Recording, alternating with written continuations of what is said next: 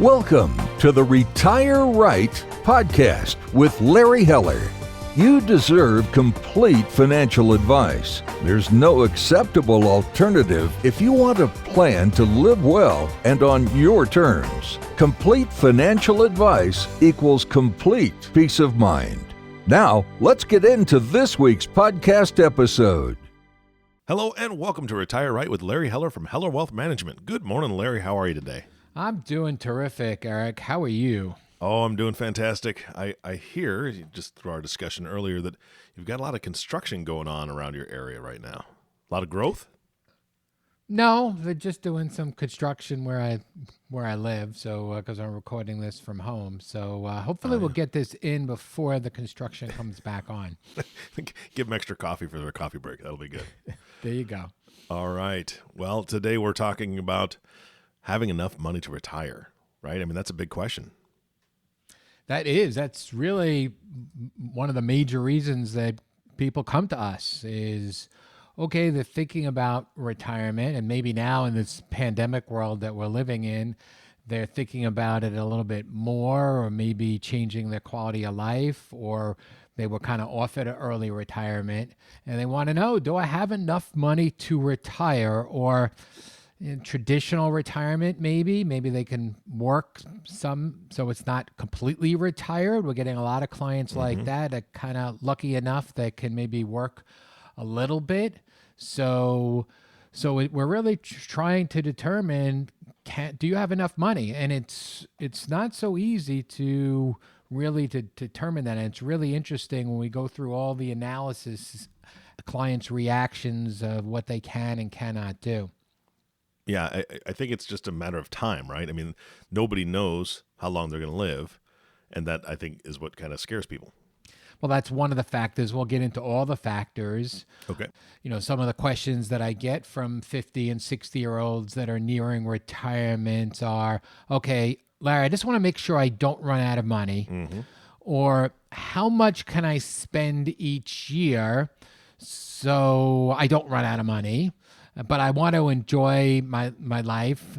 So those are really the two questions. And now we're starting to get some other questions is, well, I'm retiring now in a world that has low interest rates and possibly high stock market valuations. So where do I invest my money in retirement so I know it will last me? And how do I do it with low risk? And that's a big challenge, and we're going to talk more about that in the podcast. Yeah. No, that's a huge one. I never thought about that part of it where, you know, the stock market's high and interest rates are low, and that really does change things. It could.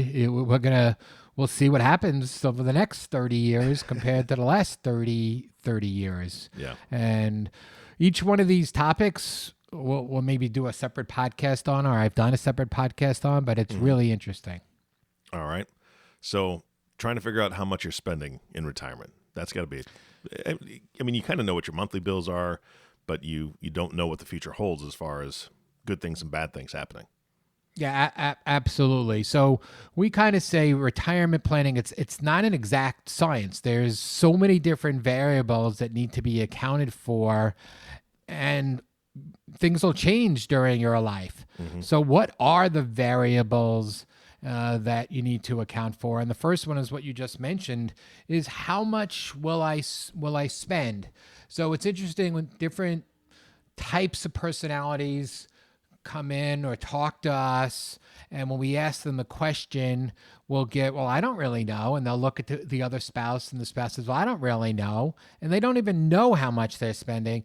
But that goes, except for the analytical types, and without stereotyping them, but the architects or the accountants, they'll have their spreadsheets, and they'll know exactly how much they're spending. But for those that don't, which is most out there, the first thing I really try to do is say, you need to figure that out, because the difference when you're calculating a retirement plan over possibly 30 years, a difference of a few $1,000s a month or a year could have an impact on your overall success.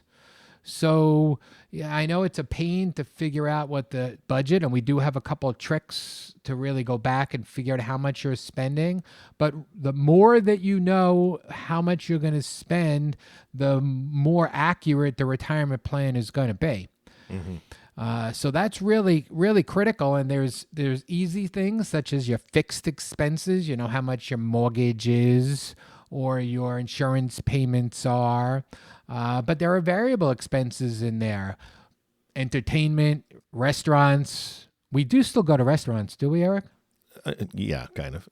in our cars. In your cars or outside. That's right. So, That's right. Although it's getting a little cold here, but people are going back inside a little bit. So, what are you doing? What about travel? Again, right now it's maybe low, but what do you want to do going forward? What are those variables? A lot of times we'll look at your retirement plan and someone then will say, well, it's working. Well, what happens if I spend an extra $20,000 on travel for the next 10 years?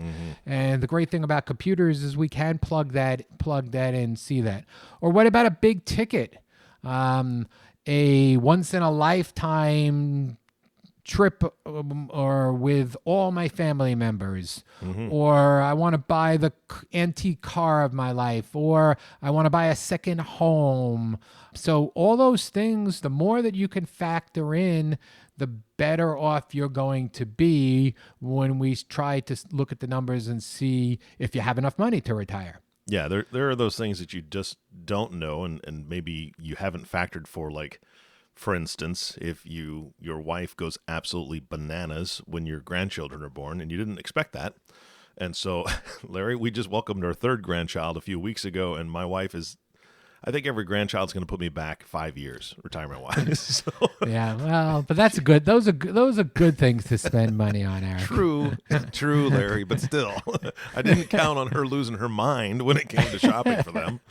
But yeah, you got to factor that in too. You factor those in on the expenses. So that takes a little work and a little time. And then a lot of times we'll say to track those, especially the first year in retirement, because we'll always tell people pre-pandemic that when you're not working, you're going to spend more money because guess what? You have more leisure time. So most people are going to want to enjoy that time. So not only do we want to look back on how much you're spending, but look forward. And then what about if you're going to move in the future? How does that change your expenses? So those are certain things that are going to be factored in. All right. So the expenses are the easy one. So let's go into the second variable, Eric. Well, it's not really a variable, but it's really looking at some of the numbers. So what are your income streams? And there are income streams, what I'm talking about is kind of more fixed income streams, such as a pension, if you're lucky enough to have a pension. But the most obvious one is just Social Security. So when are you going to take your Social Security? Now, we've done 3 or 4 podcasts on that. Maybe we should revisit that down the road. But when are you going to take your Social Security? And that's an income stream. Or am I working? And if I am going to work, what do I think I'm going to make and for how much and for how long? So the first thing or the second thing is once you figure out your expenses, let's figure out what your income is. And then the difference between the income and your expenses is going to be what you're going to have to withdraw from your investment portfolio during your lifetime. And that's the first thing we want to do. We want to figure out your net cash flow. Okay, how much do I need to take from my portfolio? So once we know that is going to be the case, so let's just say you go through this and you say, okay, my Social Security between both spouses is going to be $4,000 a month. And I need to live on $10,000 a month. So therefore, I'm going to have to withdraw $6,000 a month out of my portfolio. Of course, everyone would like to draw the $6,000 just on interest, but today's environment, that could be very difficult depending upon how much you need to withdraw from your portfolio. So it's okay if some of your portfolio goes down in your lifetime. Most people are okay with it. Some don't. And that impacts how much you want to take out. So what do we do once we figure out the cash flow? So we know what the number is right there.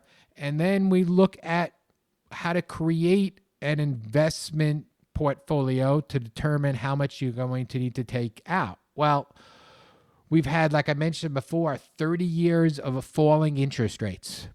I don't know if you're old enough, Eric, to remember 13 and 14% mortgage rates and CDs. No. Well, at least I wasn't purchasing homes at that point. Okay. So that was around in the long time ago.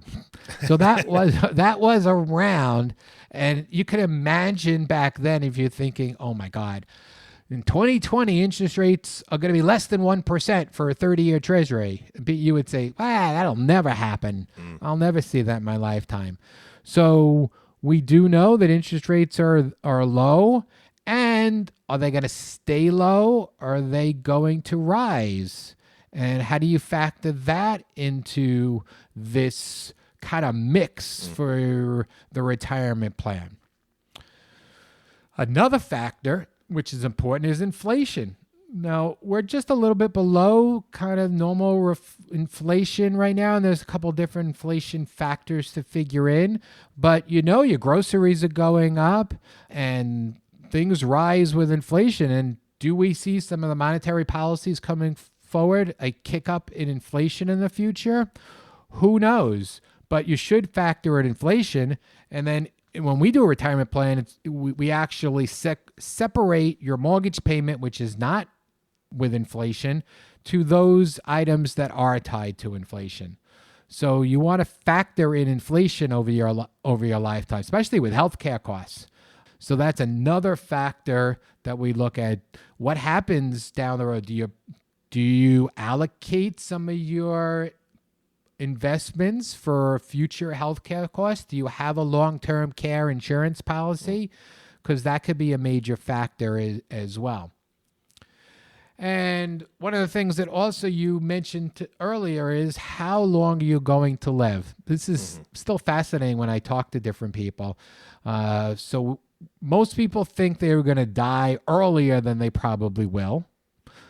We've got a few people that I've talked to that want to plan to age 100. We look at planning to age 95. I think there was a study done about a couple that are both in the 60s. I don't remember the exact number, but it's a very high percentage that if husband and wife are healthy and in their 60s, that one of them is going to live into their 90s. So we use a life expectancy of 95, but we have had instances, some clients want us to look at 100, and what is that going to be? And then where are you going to live? Do you live in the East, in New York, New Jersey, where you have higher cost of living, plus your taxes are higher, versus, I think where you live, Eric, it's a little bit lower in taxes in Nebraska, correct? Oh, yeah. Quite a bit. So where you're going to live is a factor. Are you going to move, or are you going to stay where you are, or are you going to move to a higher expensive state for whatever reason? So that's becoming a factor. And if tax rates do go up, you may see more people going to Florida or Washington or Texas. So it's going to be interesting to factor that in. And finally, a big assumption is, what is your investments going to return? We talked about interest rates, but what about if you're invested in the stock market? So how do we determine what rate of return that you're going to make is going to be enough going forward, not just going back, but going forward? So there are all the factors that go into play. So the next is, okay, we have all these factors. We've talked about it. We've spent time really visualizing your second act. I talk about this in my book Retire Right a lot, about visualizing your second act, really knowing what you want to do. One, it helps make it happen, but two, it also helps in the retirement analysis to really figure out what the numbers are going to be and see how it's going to work. Yeah, I mean, there's so many calculations that you have to do. Obviously, this is what you do daily. For a layman, for somebody like me to try to take all this into account, I think it's overwhelming. It can be. So let's revisit some of the numbers I was talking to you about. I'll give you All a right. different example now. So you've gone out, you've done your exercise, you've kind of figured out what's going to happen. And we tell people, of course, life is going to change. So don't get caught up with, well, I don't know here, I don't know. Let's try to figure out what your best thinking is now.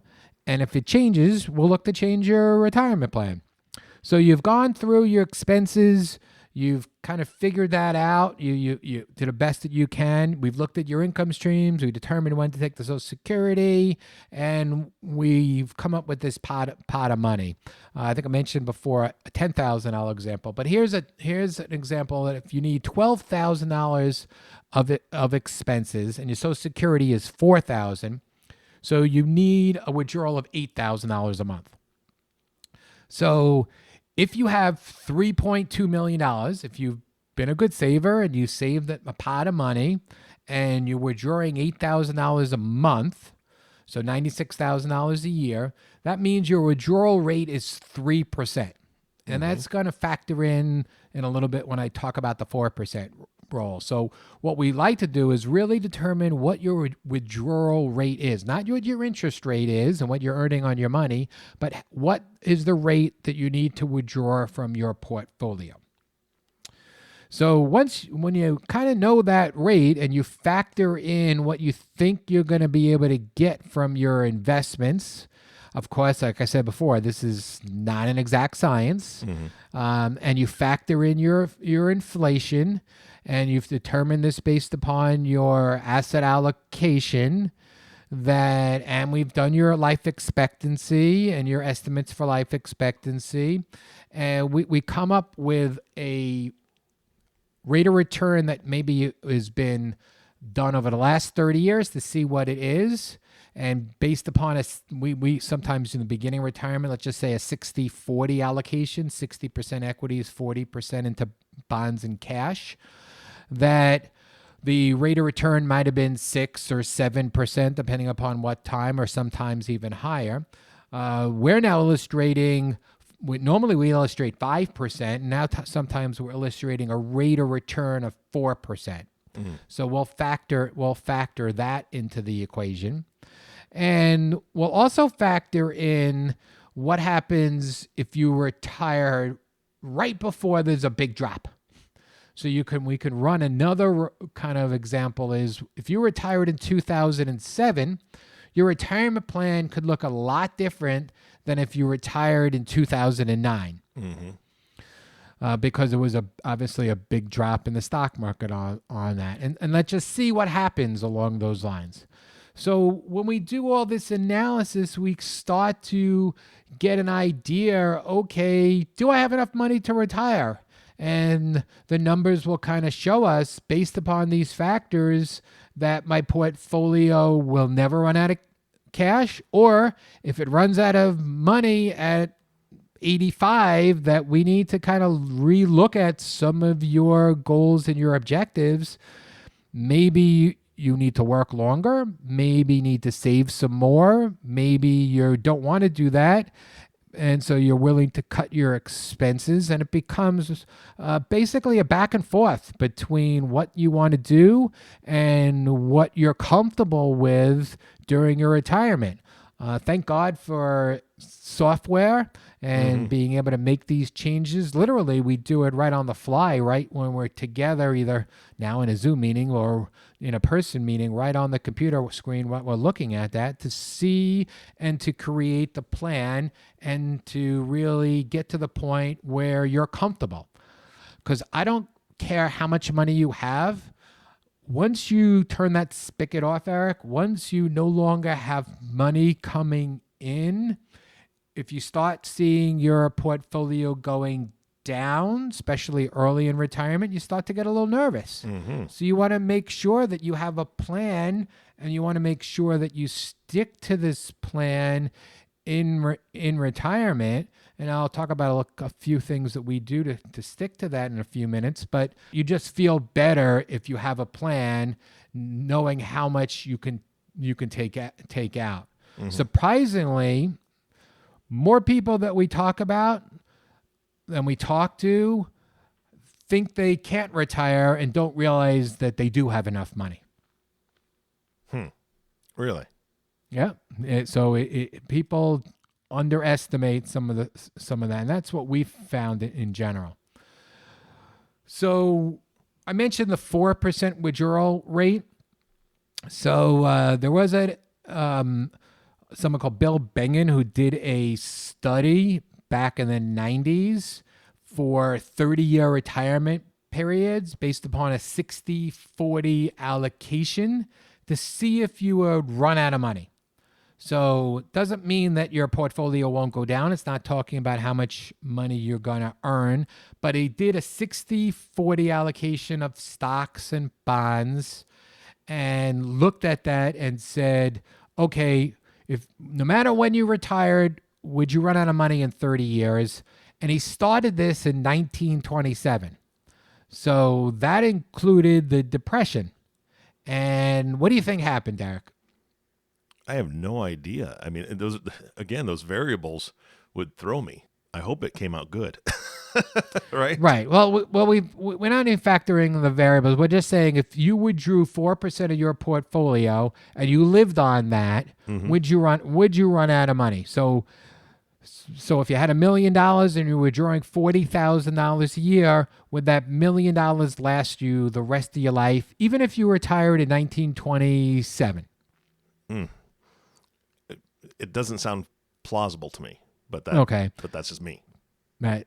So it did. No matter when if you invested your money and you kept this allocation of 60 stocks and 40 bonds, you could withdraw 4% of your money and never run out of your money. Doesn't mean the $1 million wouldn't have gone down during some of these 30-year time frames, but you would never have run out of money. So, of course, there's no guarantees, but that's a pretty long time frame. Now, or is it different now if interest rates are so low going forward the next 30 years? I don't think so, but maybe. Remember, an allocation is 60% stocks, 40% bonds. Now, not everyone may be comfortable with putting 60% in stocks and living on the ups and downs and the swings in the stock market, especially the big swings that we see recently. So if your allocation is different, then your withdrawal rate may need to be different. If you're not comfortable with 60% in stocks, you may not be able to withdraw 4% because that might not have worked. So the point I make, you're not just living off the interest. We're not talking about getting 4% interest. First of all, you need to get more because remember, you have to factor in inflation. Yeah. So you need to earn, if inflation is 2%, if you never wanted to touch the principal and withdraw 4%, you needed to earn 6% year in, year out. So we're not really talking about that. We're talking about just your principal and not running out of money. Now, some people want to leave a big legacy to their children or their grandchildren and don't want their principal to go down, and that's a different strategy. But if we're talking about having enough money to live the rest of your life, the 4% rate is a pretty good withdrawal rate. There's been some studies that could even go as high as 5%. So that's kind of one of the rules of thumb that we look at. But once you factor in all the other amounts and all the other variables, that has an impact on how it's going to work for you. Yeah. And I think you've talked about this on previous podcasts. People spend more money early on in retirement than they do later in retirement. So I know that's Well, something else. here's actually how we look. We have talked about it. So early on, it's really like a little bit of a bell shaped, or actually a U shaped. So they do spend more money early on because they have more free time, and they're healthy, and they're traveling more, and they're doing more things and enjoying themselves. And then as life goes on, you slow down possibly in some of those areas. Not everybody. We have 80-year-olds that were still going strong, playing tennis and traveling around the world. So you don't really know for sure. But for the most part, we see that kind of slowing down. And then what pops back up later in life is health costs expenses. So you do see kind of a U-shape, higher earlier, lower kind of in the middle, and then back up higher later on. Some of the things you've gone through this retirement plan exercise, you're comfortable saying, okay, I'm good, Larry. We've gone through all these numbers. I'm good with what I want to withdraw. I'm comfortable that I'm never going to run out of money. I'm going to retire. Let's go ahead and I'm going to stop working and I'm going to retire now or a year from now. And you've decided and you've transitioned over to retirement. What are some of the things that you can do? Well, one of the things is, Eric, we talked about how much you're going to spend.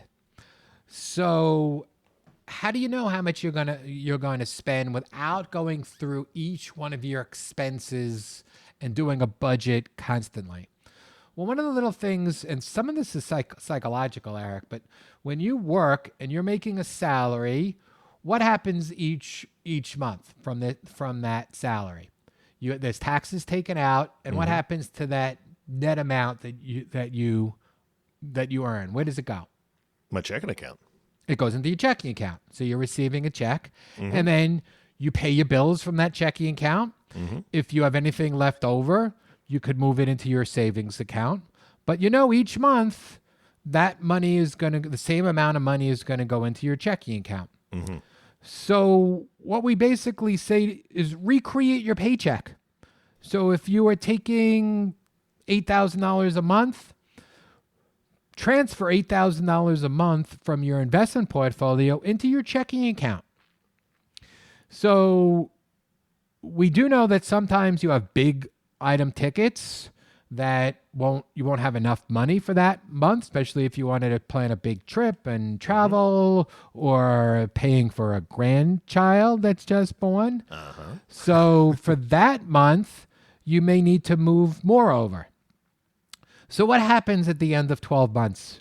So now we get together when we look and we see, okay, you transferred over $8,000 each month.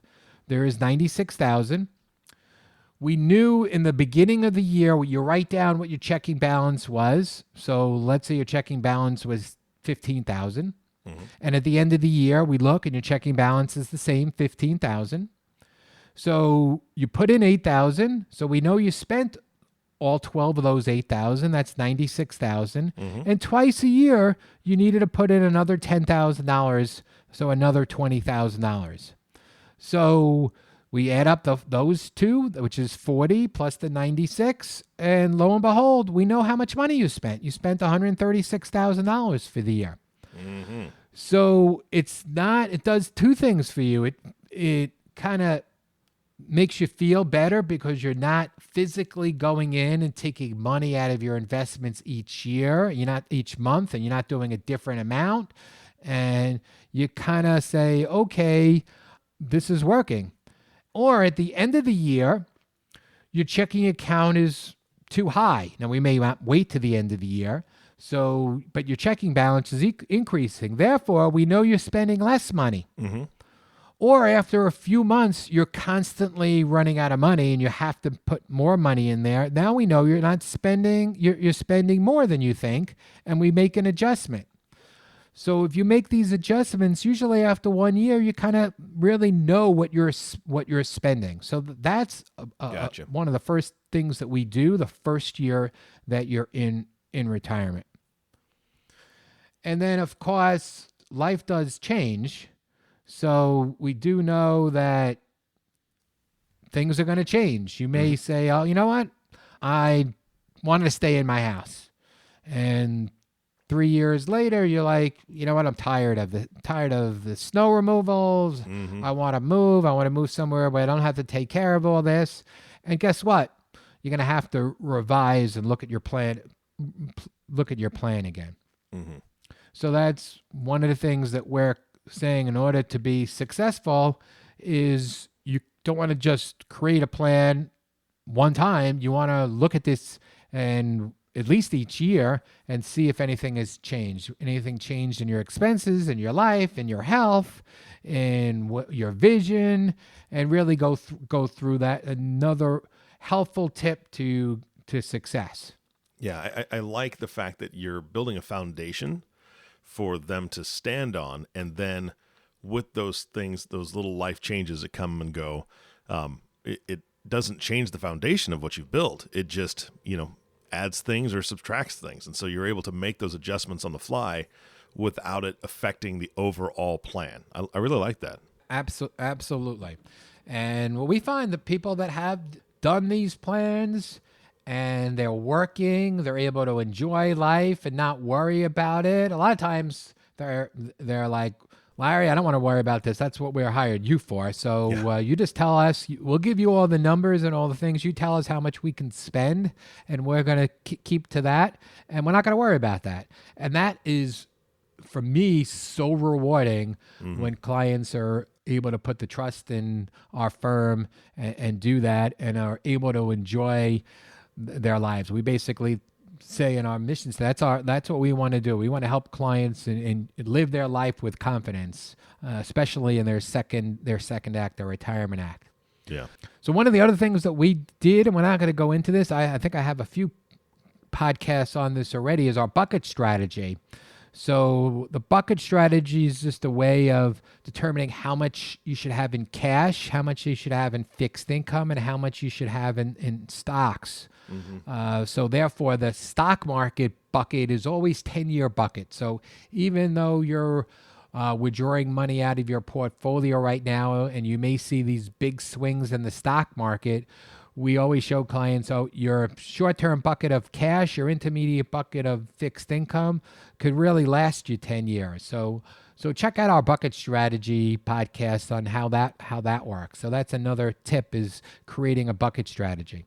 Yeah, and these podcasts are tremendous resources, Larry. I know you've been doing this for quite some time, and I know you have other resources available for people if they want them. How do they get those resources?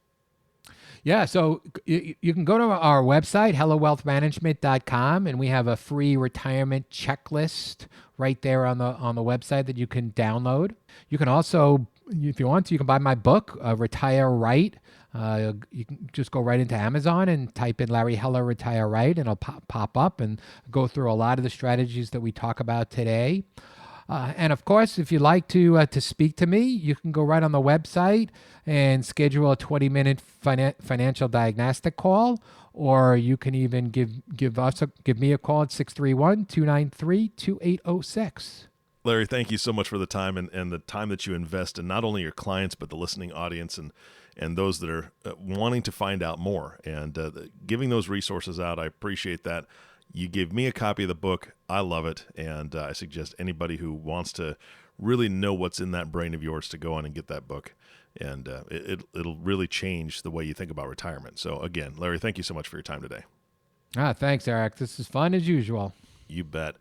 And thank you for listening and tuning in to the Retire Right podcast with Larry Heller. If you have not subscribed to the podcast yet, please click the subscribe now button below. This way, when Larry comes out with a new podcast, it'll show up directly on your listening device. This makes it much easier to share these podcasts with your friends and family.